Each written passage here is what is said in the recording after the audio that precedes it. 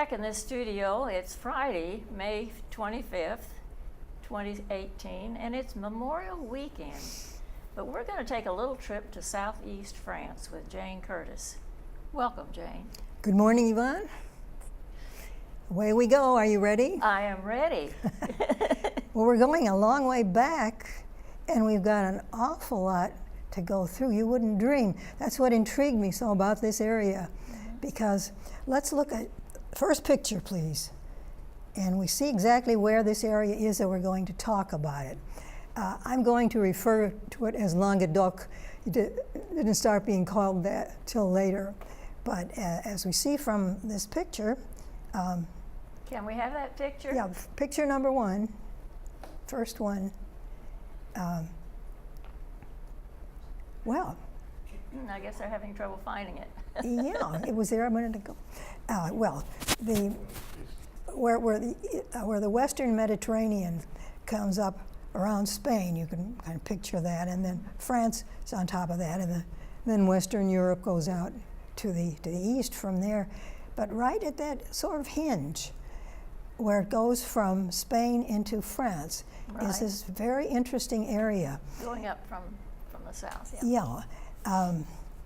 The other side of the Mediterranean, we talked about Syria. I remember once a while back how Syria was a kind of midpoint and a hinge, actually for trade. And long ago, they were trading there with the countries to the east and the Orient and then Europe. But this one is just multiplied by I don't know how many times, because it's a pathway and a crossroads in. Not necessarily people going in opposite directions, but people coming around there, going somewhere else. And there it is. Now we see where it is. It's down here on it borders on Spain, and that's the Pyrenees area across there, and it goes along the coast, and then extends up a bit. This in in earlier times, back very quite recently, there were no exact names for exact border, like our states, for example. So you could refer to an area, and what I'm going to do here is refer to this as Languedoc. The name itself, langue means language in French, and the D is D apostrophe, Languedoc. And Oc is a very ancient name for the area and the people there, and this actually means the language, Languedoc, language of the Occians, or Occitan area. But I'm going to refer to it as Languedoc with the understanding. One more quick look at that, number one, and then we're going to go on to number two. So you can see it's a lengthy, to the south there it's now called Roussillon, but the whole thing we're going to refer to as Languedoc. Now the next picture will give us a little more close-up view of that, and you can see that it's this long extent along the coast. A lot of it is coastal, but inland it gets very different. It's not a land of plains; it's a land of mountains. It's quite cut up. None of them are Alp-like mountains until you get down to the Pyrenees, the bottom. But the interior of the land. One more picture, and we're going to look at a few pictures to give you what it's like. This shows you the Western Europe and the Mediterranean, and you see where Britain is up there, the British Isles, and Spain, and how you come up the coast here, and then this turning point, where you go around the corner. You come up from Spain and around that corner in France, and then next thing you know, you're on the Riviera, you're in Italy, and then on it goes. The early explorers, of course, when they came out looking for, they were actually hunting for products like salt, for example, so they could salt their food, because everybody wasn't on the ocean. But they were also looking for tin, once they knew how to smelt. They were looking for iron, they were looking, of course, for food supplies, all kinds of things. But now that map, once again for that one, please. It actually, in fact, shows you those names in black there are some of the tribes. You can see the Germanic tribes off to the west, but the ones that we're looking at here are the ones that had the most traffic around this corner, the Mediterranean. One of them was the Leg Aryans, for example, and they play somewhat of a role in the history of this area. Now, the first information anybody has about it comes from archaeology and from the dating, using special dating techniques. And believe it or not, 450,000 years, 450,000, they found evidence of people living in some of the caves in these mountains down there.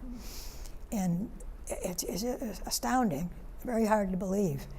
But we don't have anything that fills in the time between there and what started to happen approximately 1000 BC. Meanwhile, up in England, of course, the Vikings were Right. Raiding. They came. Let's get away from the comparison right now.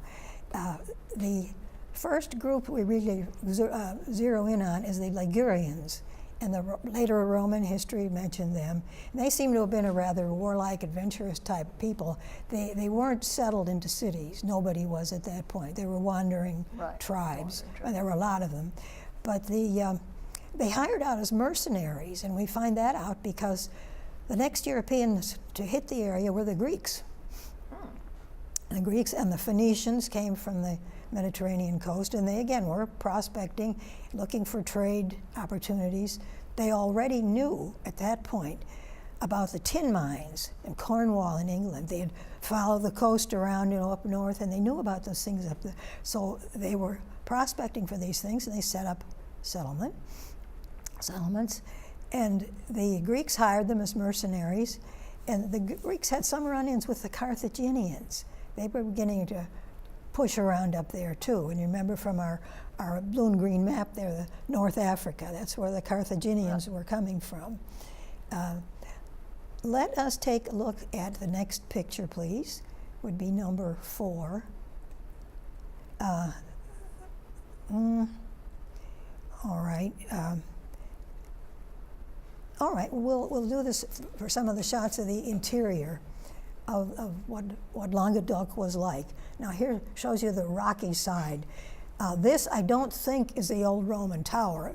It isn't built like the Romans built, but it's an illustration. But a spot like this in the mountains there, the Romans mined iron there, and they of course guarded it, and they had soldiers, and they had whole setups. They minted coins.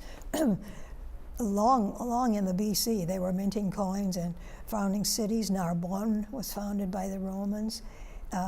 Next picture shows us another view in the mountains where you see it was a little more like our Appalachians, where they were gentler mountains, so to speak, and a well-watered area, not plains, but a lot of other good natural features.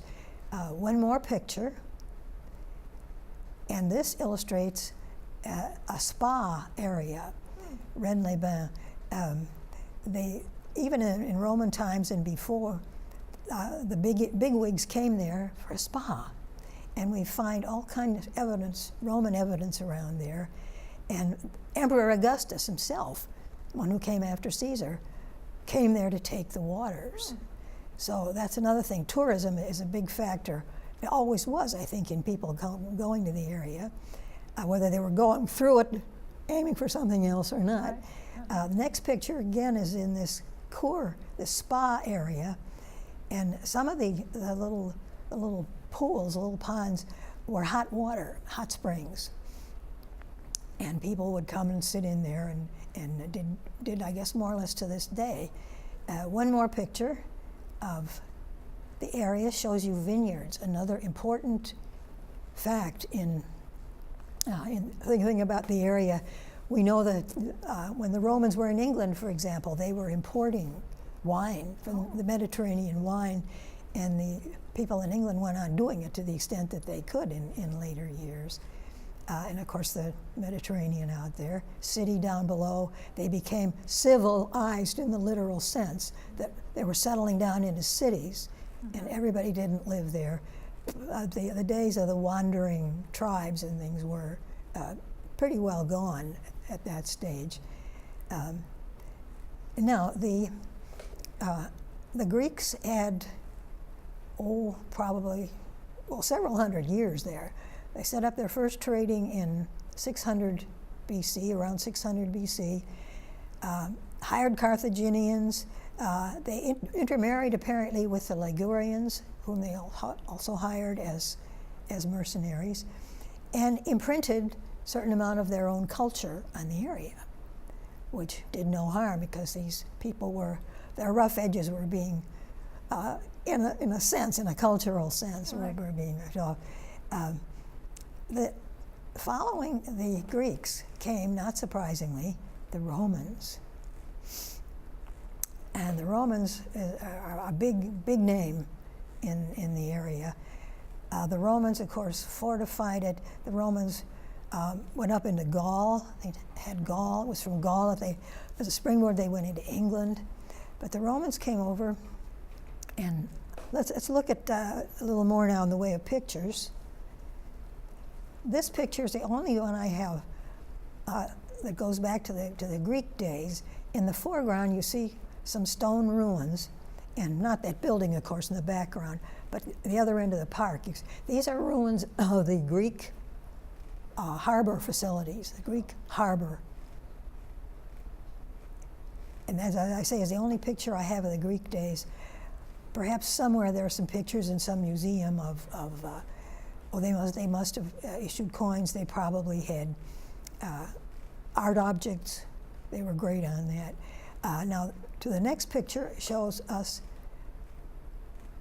Roman. You can tell this is all over, particularly in the spa areas. They found the tiles, the Roman tiles, and they're well made. They're not as though they just thought of it and were experimenting around. These really are something big. Another one showing tiles, the pattern tiles. It shows how fine work type thing that they could do. Go another picture. And architecture. They taught, they didn't go deliberately to teach architecture, but that's what they did when they take these places all around. And this was such a key area, a kind of a hinge area, that they did a lot there. And there was a big population there, and they settled there. This is the arena at Nîmes. That's the one that's spelled Nimes with a little mark over the I. This is, again, not something done by just a few wanderers coming in there. But if we look at the next picture, we can see a modern version of, they still exist, of course. But this was some sort of pageant or a reenactment or whatnot. But you could see inside, that thing that looked outside like a kind of pencil line that read around. Here you realize that the extent of what they did. And this, of course, was not lost on the local people. They had how to build and do this. They might not have been able to do it, but and having the games was another thing. And this tended to bring people together, basically, but also push them apart sometimes for rivalries. Rivalry, yeah. Another huge thing they built, the next picture, is this aqueduct. And I don't know if anybody's really done any better at engineering a job than they did for some of these. This is the Pont du Gard, which is also down in this area. One more picture shows you again from a different angle how carefully they build, and of course all the Roman arches. And we have another. This is a stone, and it's engraved with, it's either C or G, Pompeius Quartus. And this has been identified with an actual person. I couldn't put my hand on that reference again, but I found it somewhere. And the G at the beginning, Julius Caesar had a G before that, and it stood for Gaius. His first name was Gaius, but these first names were Gaia. So we really had evidence that the Romans were there. Now the Romans, of course, as time went on, their empire began to fall apart at the seams around the year well, before the year 400 AD. But it was there, as you see, for a long time. Now, the people who were around them at that time, the people contesting it, were these tribes. Mainly, there were Celtic tribes all around. A lot of them were still in a pretty basic state. But the Celts moved in and pretty well took over. There was a regular parade of people. It's a panorama. The Celts had their day all over the area, down in Spain, everywhere. The big Celtic migration in Northern Europe sent off offshoots, and they came down to the south. And as you might guess, they were very capable people. Mm-hmm. They knew how to exist, to subsist in whatever areas they were in. In the fullness of time, then, the Celts were not weakening exactly, but another wave came in from the east. This was the Goths. Mm-hmm. And the Visigoths, the Western Goths, were the ones that came this far. So there was still some Roman around for them to reenact with, but not very much. They moved in and pretty well took over the whole area. And I only found one picture that I know is a genuine thing from a Visigothic. And that picture, please. Oh, that's a Roman wall. I forgot to show you that. This is a Roman wall again. No, it's the one before that one. Oh. I don't know where it is then. Well, we'll just go on without it. But this one, no, don't go on to the last one yet. This one represents an important person, and he was one of the Goths, first one to become Christian. And when the area became Christian, gradually the balance of power switched over a lot to the Catholic Church. Mm-hmm. Of course, the Pope was nearby, and they paid close attention to it. But you had, let's see, probably around the 500s, 600s AD, you had these peoples not only settled down, but really governing, ruling, and serving as a sort of channel around the Mediterranean. Now, meanwhile, the Carthaginians had not disappeared from the scene entirely until about, 300s, I think, BC, or AD. But the Carthaginians went through there. Hannibal, this famous trip across, right, around the end of, and he cut across Spain. He didn't stick to the Mediterranean, to the sea route there. He went across, and they had some influence down there in that they dominated the place for a while. And under their domination, I think there tended to be more of a getting together, and things were gelling more. But they went on around, of course, and they finally, they went across Spain and up and over the Alps, and the Romans weren't expecting that. Mm-hmm. But the Carthaginians made their imprint. They came over, they spent something like 10, 15 years in northern Italy trying to beat the Romans, and they never quite did. Yeah. So they finally went back home and were not really heard of again in this sense. But when the Visigoths, as they moved west, you had the Moors arising, the Muslims, and they conquered their way across North Africa and right through this very channel, headed up into Europe. They came up across the Gibraltar. Right. Mm-hmm. They did. Nobody was much for sea voyages in those days. Right. They didn't want to get on the open sea because so everything was navigation and so on, and so they stuck to seeing where they could see the coast. But they got in there at any rate, and they traveled across Spain, and they went over into the Alps, came down into northern Italy, did their thing, went home.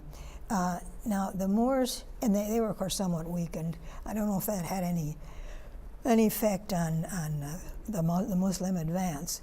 But over North Africa, they came up. They occupied Spain, pretty much a complete occupation. But they lapped over, and for a time they occupied Languedoc, this area too. They don't seem to have left a great imprint on it. But they did want to get to Italy. They did get to Italy. So here it was purely a channel. They didn't stay the way the Greeks did, the way the Romans did, and set up their own settlements, imprint their own culture on the area. And of course, gradually you're getting different things imprinted on it. If we look now at the Visigoths, weren't there forever either. The Visigoths were taken over by the, what you might think of, I guess, as the proto-Europeans, because you had Franks. These were the ones who settled in the north. And you had battles going on between these people contesting the area. The battles, there weren't so many of them actually down in this hinge area in the Languedoc, I suppose because of the cut-up nature of the country. But you did, around 1000 then, around 1015, you had an important subgroup, as it were, and these were the Counts of Toulouse. And I don't know exactly who they were genetically. They were probably a mixture, but they became very powerful. The area included what became Provence, and everybody knows about, the romantic stories and the castles. Well, they built castles, and most of them were named Raymond, Count Raymond, or Ramon in the Spanish, Ramon, ruled, and they were apparently quite benevolent rulers. The people liked them. They intermarried with royalty. Several, I know, one of the counts had several daughters, and all 4 of those daughters married kings. One was England and one was France, so 2 very important ones. They really had a name on the globe. But the other 2 were, I think, the Holy Roman Empire was around. It was part of that, and from the days when the islands there were in the Mediterranean, were little kingdoms. So, but they were very liberal-minded. By the time the year approximately, 1200, a little before 1200 rolled around, the Catholic Church had become extremely powerful, and there was a lot of resistance against it. Corruption, and so on. You think some of the troubles the church has been in recently with corruption and some of these scandals. But the movement grew and grew, and it was a large movement. These were called the Cathars, and that word is based on a word for clean and pure. So I think they wanted to purify the church and the rituals again, clean things up. But what happened was that the dukes were on their side. And by the end of the 1200s, the Catholic Church had reacted very violently. They declared a crusade, which gave anybody and everybody the right to go in there with troops or whatever and just annihilate these people, which is what they did. The ones who were complaining about the Catholic The Cathars, yeah, because they called themselves the bons hommes, the good folk, the good people, because they actually, the belief went a little farther. They believed that there were sort of two sides. It wasn't just the good side that was important. The bad side was too, because you had the good God and all the good things, and you had the devil fighting against it all the time. And this, of course, was just a broad example of it, because when you look into it, really the details of why they disagreed. But at any rate, they were pretty well wiped out. And with them, the Counts of Toulouse were pretty well wiped out. They had assisted in fighting against, let's see, they came, well, there were still some remnants of places in Spain where there were Muslims. It wasn't until famous year 1492 that their last stronghold fell, and these counts of Toulouse participated in that, but they were well liked. They were dictators, of course, but you had them ruling the area, and under them, again, you had a much freer.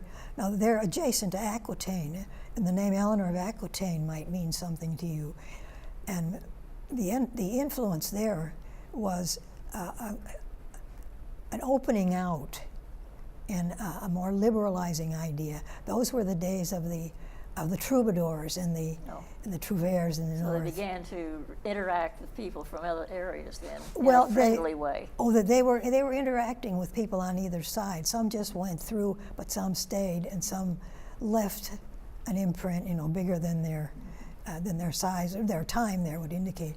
But they did anyway. The influence lapped over, and the courts of the counts of Toulouse were very liberal. Music, art, and courtly love came in at that point. Each knight was supposed to have some unattainable lady. Oh. And this is very romantic. You can't picture the early Carthaginians or anybody going for this sort of thing like Aryans. But We're beginning to wind down, so ooh, so you better get to your important points. but I know you had an hour-long program, but this is only 30 minutes. Yeah, well, no, I mentioned this romantic, this sort of little influence from that to show you how universal this was. Let's please look at the next picture. Then we had a picture of the man, the ivory carving of the man, his upper body. Let's see that. Oh, well, maybe we better work in backward. Let's work in backward. Let's see the last one, please. Yes, here's the man. This is the Gothic king Chlodwig, whose name was Clovis in French, who was the first one to become Christian. And he worked, of course, the Christian church was divided at that point. There was an Eastern Roman Empire and a Western Roman Empire, so you had all kinds of forces at play here. But he was a big advantage because you had the full force of the Pope and the Catholic Church behind you if you were following their lines and you got along there. But this is one of the few pictures that one might see touching upon the religious side. Now, this area also was a crossroads of 2 or 3 different routes to important pilgrimage areas for Christians, like Compostela, clear up in western Spain, and some areas closer by. So it did have this religious cast to it. A lot of churches, a lot of fancy churches there. Back one picture now, and here is one of the greatest achievements of the folks there, of the the medieval builders. This is Carcassonne, which you may have heard of. It was mostly the original stuff, I suppose. They keep building it up, keeping it from falling apart. But you can see what an enormous medieval fortification and city and town it was, and most impressive. And in the foreground, where you see some little houses across the river from it. Can we have that back for a minute, please? You can see the extent of it, and the Roman building lessons apparently were not lost on everybody there, because this was the Romans didn't have their dominion of the area anymore. This was long past Getting their down day. to that last minute. Well, all right. The thing that's so interesting about this area, whether it's important historically or not, is this tremendous variety and this a lot of different cultures and peoples passing through. Sort of a melding of everything in that area. A purpose. You'd go there with a purpose usually. The early ones settled there to start trade because there were other industries there. It's also in modern times the Airbus industry Really? got going in Toulouse, I think in the city of Toulouse, which away from the ocean there. But other important things. Of course, tourism, an enormous industry. Other things having to do with manufacturing. But it retains this character. I suppose it's cut up the way Greece is, for example, and the way some of our small Appalachian area take a portion of that. High mountains, not full of glaciers or anything, but high mountains and individual development in the valleys. Right. You had some of that And here each too. little individual has its own character. But you had plenty of background for who was there before. It's just a fascinating area. Sounds great. Yeah. I hope we can explore this a little further one of these days.